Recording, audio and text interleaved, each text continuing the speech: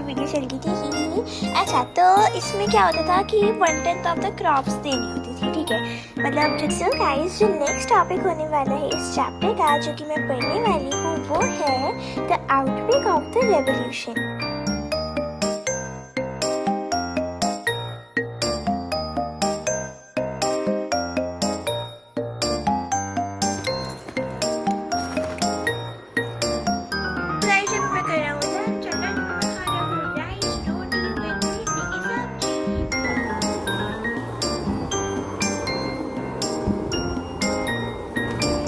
मेरा प्यारा सा रजिस्टर।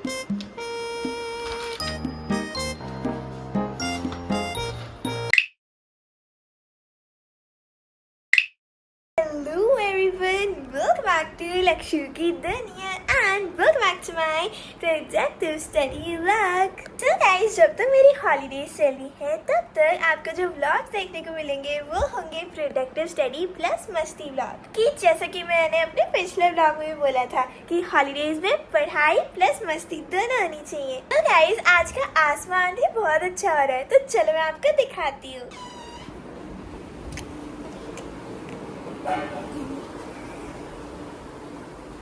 Let's go.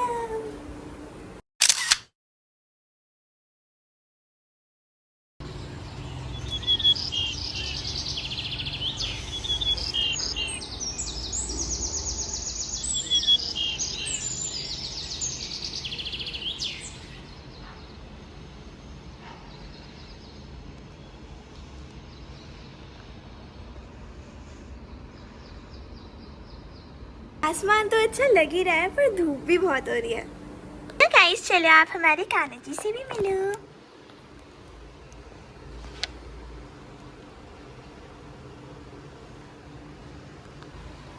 गाइस, हमने आज ये पुल-अप बार भी लगाया है, तो चलो मैं आपको दिखाती हूँ।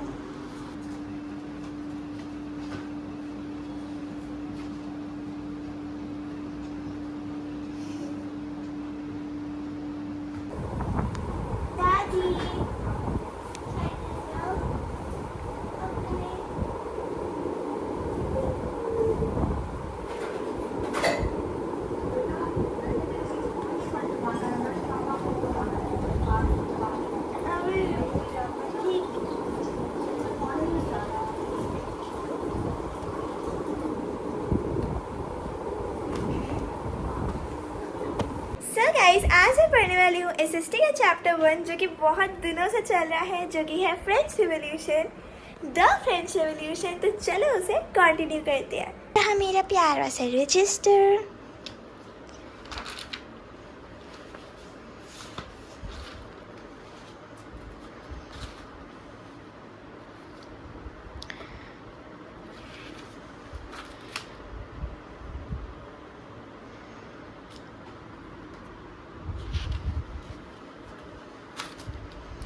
तो चलो इस टॉपिक से कंटिन्यू करते हैं।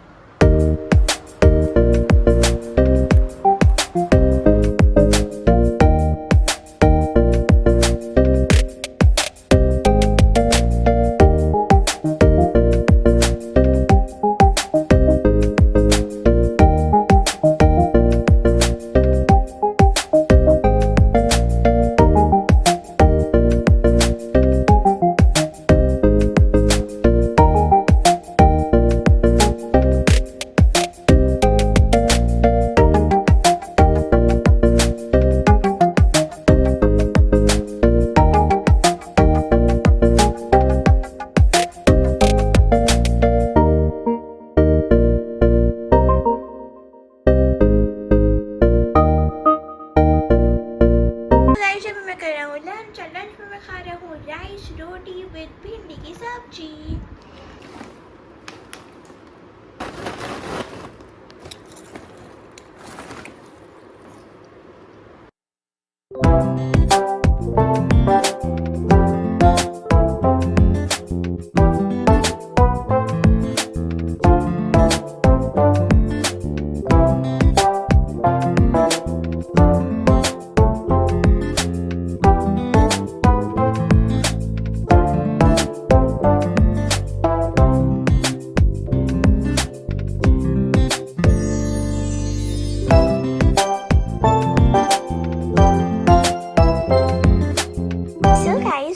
टॉपिक होने वाला है इस चैप्टर का जो कि मैं पढ़ने वाली हूँ वो है the outbreak of the revolution. लेकिन चलो इसको पढ़ने से पहले हम पीछे की स्टोरी को एक बार रिवाइज कर लेते हैं। चलो मैं आपको ही बताती हूँ स्टोरी, तो अच्छे से सुनना।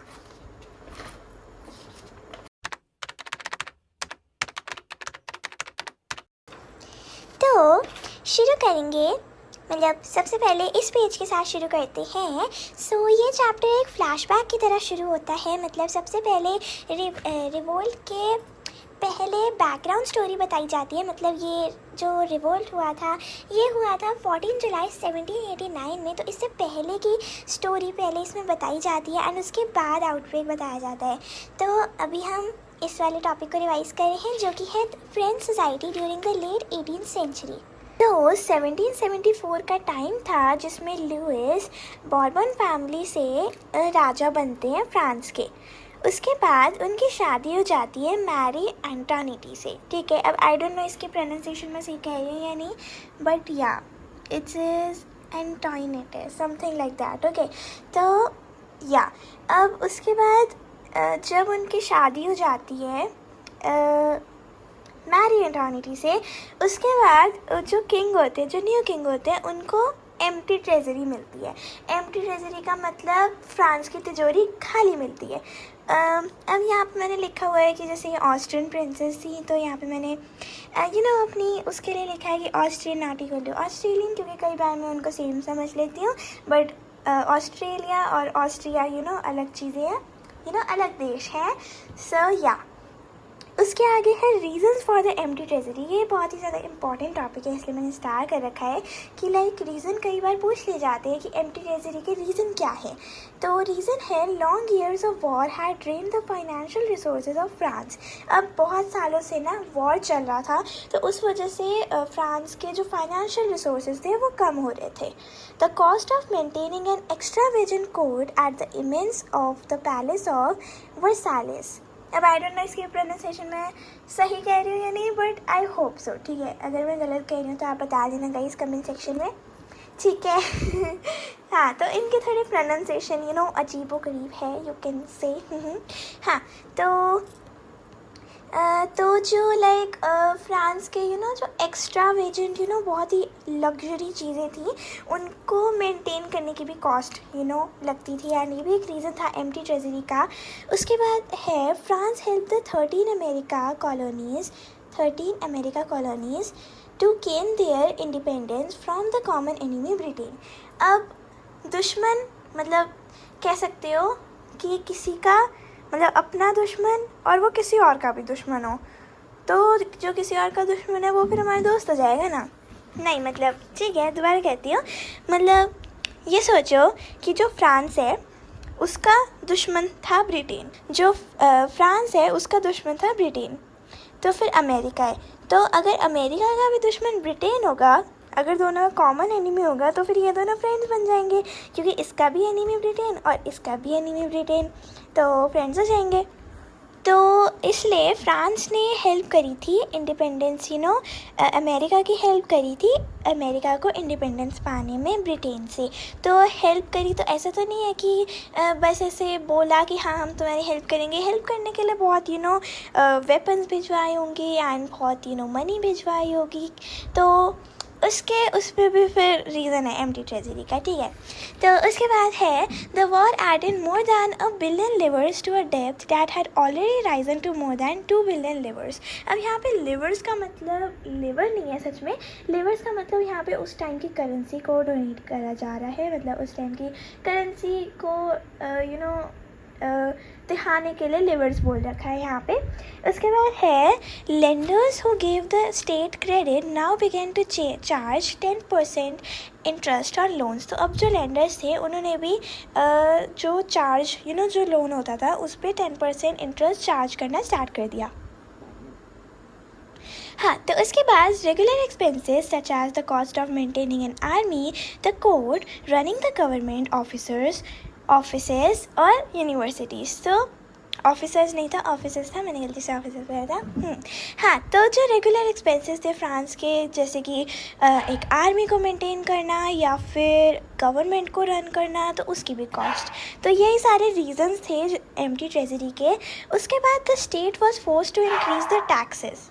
अब अगर फ्रांस की तिजोरी खाली हो गई होगी तो फ्रांस को अपनी तिजोरी भरने के लिए कुछ तो करना ही पड़ेगा, तो उसके लिए उन्होंने टैक्सेस इंक्रीज कर दिए। भाई क्यों भौंक रहा है इतना? बहुत भौंक रहा था ये अभी, अगर आई हो आवाज़ आपको वीडियो में तो। हाँ भी भौंक के रहे हो। ओके, सो यहाँ पे मैंने एक स्टोरी लिखी हुई है उस टॉपिक की, जैसे कि यू कैन से कि जो लुइस राजा थे वो जब बिकम्स द किंग, उसके बाद उनकी शादी हो गई, उसके बाद वो हैप्पी हो गए, लेकिन एकदम से उन्होंने एम्प्टी ट्रेजरी देखी, बैड सरप्राइज, लुइस सैड हो गए। सैड इसलिए हुए क्योंकि एम्प्टी ट्रेजरी हो गई, मतलब फ्रांस की तिजोरी खाली हो गई, और वो उसके रीज़न मैंने लिख रखे हैं रिटर्न। उसके बाद यहाँ पे है France had too much loan, कर्जा, मतलब फ्रांस के ऊपर बहुत ज़्यादा कर्जा आ गया था। इतने सारे लोन, 2 बिलियन लिवर्स तक उन्होंने लोन लिया है अगर, तो बहुत ज़्यादा कर्जा तो आ ही गया होगा, मोर than 2 billion levers with 10% interest. उसके बाद टू डू द भरपाई ऑफ द एम्प्टी ट्रेजरी, मतलब भरपाई करने के लिए सिटीजन्स के लिए इंक्रीज टैक्सेस, मतलब सिटीजन्स के लिए उन्होंने टैक्स इंक्रीज कर दिए, जो कि था for the citizens tax rate was increased। अब बढ़ते हैं अगले पेज की तरफ, जो कि है French society in the 18th century. अब यहाँ पे लेट 18th सेंचुरी की बात नहीं हो रही है, यहाँ पे 18th सेंचुरी की बात हो रही है। तो 18th सेंचुरी में फ्रांस क्या था, वो फ्यूडल सोसाइटी था, मतलब वो ओल्ड रिजीम फॉलो करता था। मतलब जो फ्रेंच सोसाइटी थी वो 3 स्टेट में डिवाइड हो गई थी, एक था फर्स्ट स्टेट, एक था सेकेंड स्टेट और एक था थर्ड स्टेट। अब जो फर्स्ट स्टेट और सेकेंड स्टेट वाले लोग होते थे ना, वो enjoyed certain privileges by birth, तो वो certain privileges को enjoy करते थे जन्म से ही, बिल्कुल ठीक है, आलीशान ज़िंदगी को जीते थे। और जो थर्ड स्टेट के लोग होते थे सिर्फ उन्हीं को टैक्स पे करना पड़ता था, या फिर ये समझ लो कि जो फर्स्ट स्टेट के लोग होते थे और सेकेंड स्टेट के लोग होते थे, इन दोनों को टैक्स देने की ज़रूरत नहीं होती थी, बस थर्ड स्टेट के लोगों को टैक्स देने की ज़रूरत होती थी। उसके बाद फर्स्ट स्टेट और सेकेंड स्टेट का दे डोंट नीड टू पे टैक्सेस, वही मैंने कहा। फिर the nobles further enjoyed feudal privileges, तो ये क्या थे, ये प्रिविलेजेस को एंजॉय करते थे, मतलब व्यवस्थाओं को एंजॉय करते थे। Then these included feudal dues which they extracted from the peasants. अब कह सकते हो कि ये जो फर्स्ट स्टेट और सेकेंड स्टेट के लोग होते थे, ये थर्ड स्टेट वाले लोगों का खून चूसते थे, मतलब उनसे टैक्स एक्सट्रैक्ट करते थे। देन है थर्ड स्टेट में मैंने लिखा है peasants were obliged to render services to the lord, to work in his house and fields, to serve in the army or to participate in building roads। तो third state लोगों को ये काम करवाया जाता था। अब यहाँ पे मैंने प्यारा सा 3 tier केक बना रखा है, इसको आप केक समझो या फिर कोई डायग्राम समझो, वैसे तो ही दोनों ही समझ सकते हैं ही। हाँ, तो फर्स्ट स्टेट में जो लोग होते थे उनको क्लर्की बोला जाता था, I hope I am pronouncing it right, and वो लोग चर्च में जाते थे, ठीक है, मेरे को तो इतना ही समझ आया कि हाँ चर्च में जाते थे। एंड जो सेकेंड स्टेट के लोग होते थे वो नोबिलिटी, मतलब वो रूलिंग क्लास के लोग होते थे, ठीक है। और जो थर्ड स्टेट के लोग होते थे वो लाइक उसमें बिग बिजनेसमैन आ जाएंगे, मर्चेंट्स आ जाएंगे। तब टैक्सेस के भी 2 टाइप्स होते थे, एक होता था टेथ और एक होता था टेल। तो जो टेथ वाले टैक्स होते थे उसमें क्या होता था, it was a tax that people had to give to the church usually as 1/10 of their crops. तो जो टेथ वाला टैक्स होता था वो चर्च को देना होता था, और मतलब उनकी क्रॉप्स में, जिसे मैं इसे वीडियो चल गई थी ही। अच्छा, तो इसमें क्या होता था कि 1/10 ऑफ द क्रॉप्स देनी होती थी, ठीक है, मतलब जितनी वो क्रॉप्स उगा रहे हैं उसमें से 1/10, ठीक है। फिर होता था टेल, तो it was a tax that people had to pay to the king, mainly paid by the common people. तो जो कॉमन पीपल होते थे, मेनली जो कॉमन पीपल होते थे वो किंग को देते थे, मतलब ये टैक्स वो किंग को डायरेक्टली किंग को देते थे, और टेथ में वो चर्च को देते थे टैक्स, ठीक है। तो उसके बाद नेक्स्ट सब टॉपिक आता है द स्ट्रगल टू सर्वाइव, ठीक है, एंड सबसिस्टेंस क्राइसिस भी इसी में मर्ज है, यू कैन से। अब सबसिस्टेंस क्राइसिस होता क्या है, सबसे पहले तो ये क्वेश्चन है। तो an extreme situation where basic means of livelihood are endangered. तो एक मतलब एक्सट्रीम सिचुएशन जिसमें जो बेसिक मीन्स ऑफ लाइवलीहुड होती है, जैसे खाना पानी या घर यू कैन से, तो ये जो बेसिक मीन्स ऑफ लाइवलीहुड होती है वो एंडेंजर्ड हो जाती है, मतलब वो खतरे में आ जाती है यू कैन से। तो उसका रीज़न क्या है, रीज़न क्यों, मतलब क्या रीज़न है क्यों एंडेंजर हुई थी। तो सबसे पहला तो कि जो पॉपुलेशन थी, मतलब जो फ्रांस की पॉपुलेशन थी वो इंक्रीज़ हो गई थी। अब जो फ्रांस की पॉपुलेशन 1715 में थी, तो 1715 में 23 मिलियन थे लोग उसमें, ठीक है, फ्रांस में। उसके बाद 28 मिलियन हो गए 1789 तक, 28 मिलियन तक पहुंच गए, ठीक है। तो लाइक पॉपुलेशन में इंक्रीज़ आया बहुत ज़्यादा। उसके बाद like rapid increase in the demand of food grain. अब अगर पॉपुलेशन बढ़ जाएगी तो जो फूड ग्रेन में होंगे उनकी भी रैपिड इंक्रीज़ होगा, मतलब उनकी डिमांड में भी। अब उसके बाद जिसकी वजह से, ठीक है, जिसकी वजह से production of grains could not keep pace with the demands. अब मतलब जितनी डिमांड हो रही थी फूड की ग्रेन्स की, वो उसके साथ लाइक प्रोडक्शन भी पेस नहीं कर पाई, मतलब डिमांड के साथ प्रोडक्शन भी साथ साथ नहीं चल पाई। मतलब डिमांड बढ़ गई और प्रोडक्शन कम हो गई। यू कैन लाइक ये इन्वर्स प्रोपोर्शन का लग रहा है। मतलब इन्वर्स प्रोपोर्शन का जैसे मैथ्स में हम पढ़ते हैं, इन्वर्स प्रोपोर्शन का मतलब होता है कि अगर एक चीज़ बढ़ रही है तो दूसरी घट रही है, ठीक है। तो अब इसका इम्पैक्ट क्या था, मतलब पॉपुलेशन बढ़ी, डिमांड भी बढ़ी, और डिमांड बढ़ी तो प्रोडक्शन कम हो गई, मतलब इन सब चीज़ों का इम्पैक्ट क्या था। तो दो इम्पैक्ट थे, एक तो था डिक्लाइन इन प्रोडक्शन और एक था ड्रॉट और हेल। तो इसको भी हम आगे समझते हैं। तो डिक्लाइन इन प्रोडक्शन मतलब जो ब्रेड का प्राइस होता था, जो मतलब मेजॉरिटी ऑफ द सिटीजन्स की डाइट का हिस्सा होता था, उस ब्रेड का साइज कह रही हूँ सॉरी उस ब्रेड का प्राइस बढ़ गया, ठीक है।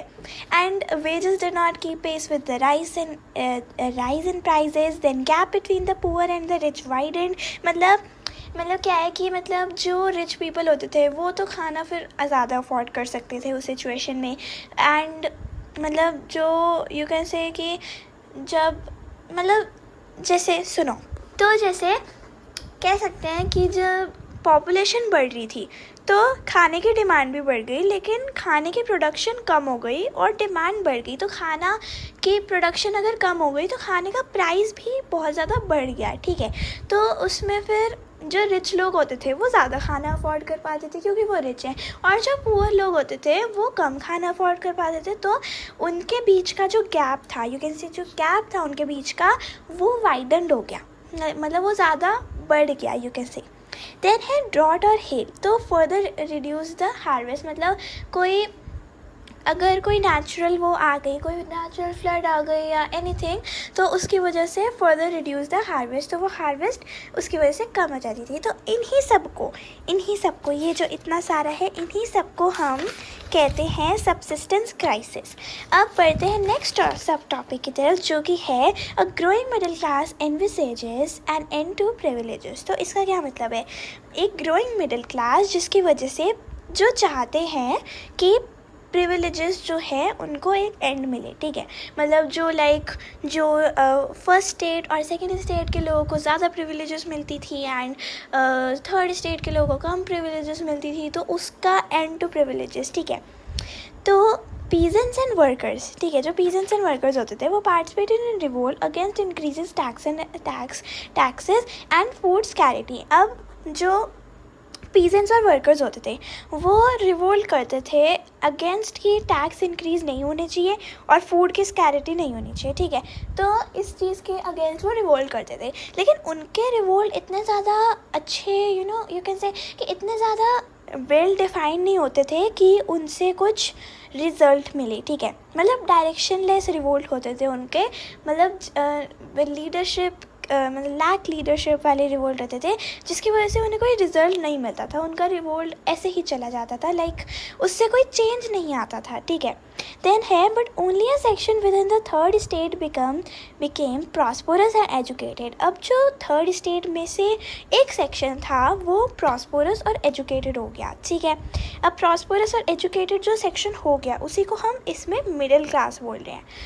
अब उसके बाद सबसे पहले हम देखते हैं कि प्रॉस्परस कौन हुए। तो प्रॉस्परस मर्चेंट्स हुए, ट्रेडर्स हुए, लॉयर्स हुए, मैन्युफैक्चरर्स एक्सेट्रा। और ये सब क्यों हुए, मतलब कैसे हुआ है? तो overseas trade and form the manufacturing of goods. तो वो इतने एजुकेटेड और प्रॉस्परस इसलिए हुए कि लाइक प्रॉस्परस वो इसलिए हुए क्योंकि वो उन्होंने ट्रेड करना शुरू कर दिया था, ठीक है, और मैन्युफैक्चरिंग ऑफ गुड ट्रेड करना शुरू कर दिया था।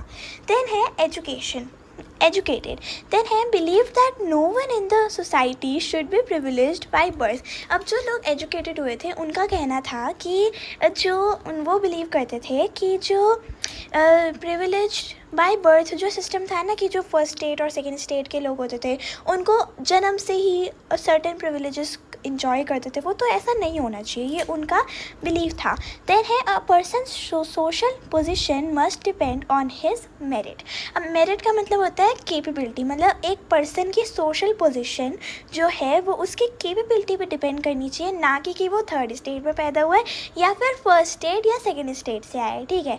तो देन है society based on freedom and equal laws and opportunities for all. तो इसमें कह रहे हैं कि जो सोसाइटी है ना वो फ्रीडम पे बेस होनी चाहिए, मतलब सबके लिए इक्वल लॉज एंड अपॉर्चुनिटीज़ होनी चाहिए, ठीक है। ऐसा नहीं है कि थर्ड स्टेट के लोगों को कम अपॉर्चुनिटीज़ मिले और फर्स्ट स्टेट और सेकेंड स्टेट के लोगों को ज़्यादा मिले, ऐसा नहीं होना चाहिए, सबके लिए इक्वल होना चाहिए। अब ये जो सारे थॉट्स हैं ये मतलब उन लोगों को खुद से आए नहीं, मतलब खुद से भी आए, लेकिन ज़्यादातर जो थॉट्स थे इनमें से वो फ़िलासफ़र्स की वजह से आए थे। अब फ़िलासफ़र्स क्या होता है ना, फ़िलासफ़र्स होता है कि मतलब ऐसे लोग जो कि अच्छे विचार देने वाले लोग, यू कैन से, ठीक है। तो जो अच्छे विचार, यू कैन से कि डिफरेंट थॉट्स देने वाले, ठीक है। अब जो ये इतना ज़्यादा पहले से चल रहा था ये चीज़ें कि लाइक सोसाइटी को 3 में डिवाइड कर दिया था, 3 स्टेट में, एंड सबके लिए फ्रीडम नहीं थी, एंड डिस्क्रिमिनेशन हो रहा था, इक्वालिटी नहीं थी, एंड और भी बहुत सारी चीज़ें। तो ये सब चीज़ें को रोकने के लिए किसी के दिमाग में ये विचार, यू कैन से, ये थॉट नहीं आया कि सबको इक्वली ट्रीट करना चाहिए और पोजीशन जो है सोशल पोजीशन वो उसकी कैपेबिलिटी पे डिपेंड करना चाहिए, सबको इक्वली ट्रीट करना चाहिए, ठीक है। सर्टेन प्रिविलेजेस नहीं मिलनी चाहिए बर्थ से कुछ लोगों को, वो सबको ही मिलनी चाहिए, ठीक है। ये सिर्फ कुछ लोगों को नहीं मिलनी चाहिए, सिर्फ सेकेंड स्टेट और फर्स्ट स्टेट को मिलती थी पहले। तो ये जो थॉट्स थे ये थॉट्स इंस्पायर हुए फ़िलासफ़र्स से, ठीक है। अब रोल ऑफ फ़िलासफ़र्स है, अब चलो हम रोल ऑफ फ़िलासफ़र्स पढ़ते हैं। अब जब भी कोई बदलाव करना होता है ना सोसाइटी में तो एक विचार की ज़रूरत होती है बस।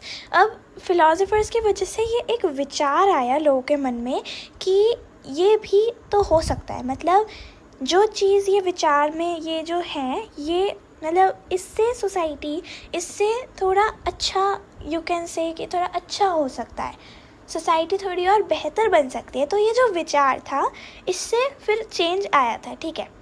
अब बढ़ते हैं हम रोल ऑफ फ़िलासफ़र्स के, फ़िलासफ़र्स का रोल क्या था। अब यही कि उन्होंने ये इंस्पायर करा था, ठीक है। अब 3 मेन फ़िलासफ़र्स के इसमें नाम है, एंड ये एक है, ये एक है और ये एक है। सच बताऊँ तो मुझे इनकी प्रोनाउंसिएशन समझ नहीं आ रही, मुझे बस जॉन लॉक की प्रोनाउंसिएशन समझ आ रही है, बस इन दोनों की नहीं आ रही, ठीक है। अच्छा चलो कोई बात नहीं, मैं प्रोनाउंसिएशन पूछूंगी, अभी गूगल से पूछूंगी, ठीक है।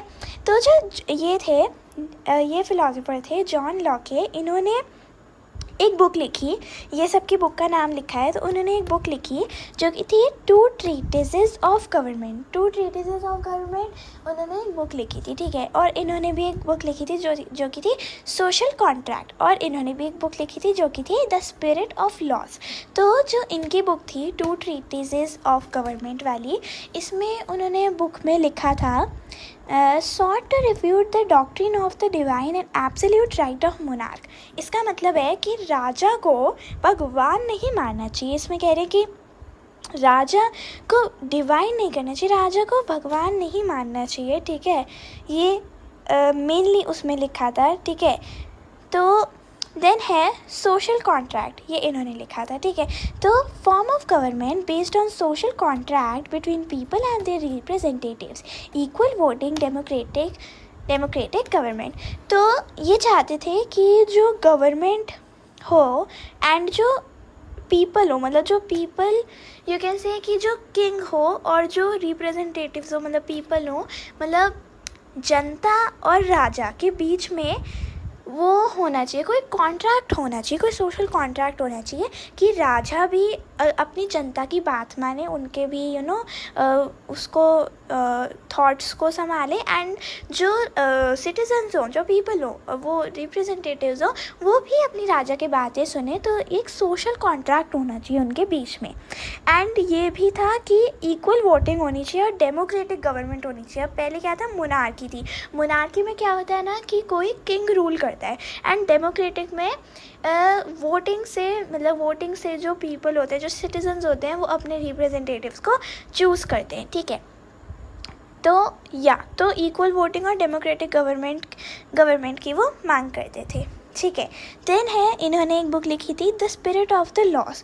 अब स्पिरिट ऑफ द लॉज में ये कहना चाहते थे कि जो पावर है वो सिर्फ एक राजा के पास नहीं होनी चाहिए। जो पावर है वो फर्स्ट स्टेट और सेकंड स्टेट लोगों के पास है, पावर किंग के पास है, ऐसे पावर नहीं होनी चाहिए। पावर ना 3 हिस्सों में डिवाइड होनी चाहिए, जो कि होना चाहिए लेजिस्लेटिव, एग्जीक्यूटिव एंड जुडिशरी। मतलब पावर का डिवीजन होना चाहिए। ऐसा नहीं है कि सिर्फ एक राजा के पास ही सारी पावर है और वो ही सब कुछ संभाल रहा है, ठीक है। तो ये था। एंड अब आगे का टॉपिक है, अच्छा सॉरी, एक पेज अभी बचा है, ठीक है। तो उसके बाद अब इन आइडियाज़ का इम्पैक्ट क्या था, ठीक है। Impact of these enlightened ideas, इनका इम्पैक्ट क्या था अब हम पढ़ेंगे, ठीक है। तो the ideas of these philosophers were discussed intensively in salons and coffee houses and spread among people through books and newspapers. अब जो आइडियाज़ थे फिलोसोफर्स के, ये बहुत ही intensively, you can say intensively discussed हुए थे सैलॉन में, कॉफ़ी हाउसेस में, और लोगों में ये जो थॉट्स थे ये स्प्रेड करे गए थे बुक से और न्यूज़पेपर से। एंड जो लोग पढ़ नहीं सकते थे या रीड नहीं कर सकते थे या देख नहीं सकते थे, तो उनके लिए ये ज़ोर ज़ोर से बोली भी, ये यू कैन से कि ज़ोर ज़ोर से फ्रीक्वेंटली बोलते भी थे या रीड करते थे, ठीक है। तो दीज वर फ्रीक्वेंटली रीड या फिर read aloud in groups for benefit for those who could not read and write. Then Lewis planned to impose further taxes to be able to meet the expenses of the state, generated anger and protest against the system of privileges. अब जो Louis था, उसने, जो राजा था, उसने सोचा कि मैं टैक्स बढ़ा देता हूँ, ठीक है, टैक्स बढ़ा देता हूँ, ठीक है। तो उसकी वजह से बहुत ही ज़्यादा एंगर स्प्रेड हुआ और protest against the system of privileges हुआ, ठीक है। अब यहाँ पे जो पहले पूरी स्टोरी रीड करी है उसका यहाँ पे समरी है, ठीक है। 1789 जब रेवोल्यूशन हुआ था, इवेंट और रेवोल्यूशन, इससे पहले जो चीज़ें हुई थी वो अभी हमने पढ़ ली हैं, जो कि था बैकग्राउंड ऑफ द स्टोरी, जिसमें हमने पढ़ा French society during the late 18th century की। लेट 18th सेंचुरी में जो फ्रेंच सोसाइटी थी वो कैसी थी कि जैसे थर्ड स्टेट में बटी हुई थी, फ्यूडल सोसाइटी थी, ओल्ड रिजीम फॉलो करते थे। एंड देन हमने पढ़ा सबसिस्टेंस क्राइसिस, जिसमें सर्वाइवल मुश्किल हो गया था लोगों की means, like basic means of livelihood endanger हो गई थी, क्योंकि पॉपुलेशन बढ़ गई थी एंड टैक्स बढ़ गया था एंड खाने का प्राइस बढ़ गया था एंड उसके बाद अ ग्रोइंग मिडिल क्लास, ये अभी हमने पढ़ा कि कैसे मिडिल क्लास ने ग्रो करा और प्रिविलेजेस को एंड करने का कदम उठाया फिलोसोफर्स से इंस्पायर होके। एंड अब हम पढ़ने वाले हैं इवेंट ऑफ रेवोल्यूशन, जो कि है outbreak of the revolution. And उसके बाद हम आफ्टर स्टोरी पढ़ेंगे। अभी मैंने वो नहीं लिखा है यहाँ पे, क्योंकि अभी मैंने इतना पढ़ा है तो मैंने अभी इतना लिखा है, ठीक है। सो चलो अब आउटब्रेक ऑफ द रेवोल्यूशन पढ़ते हैं।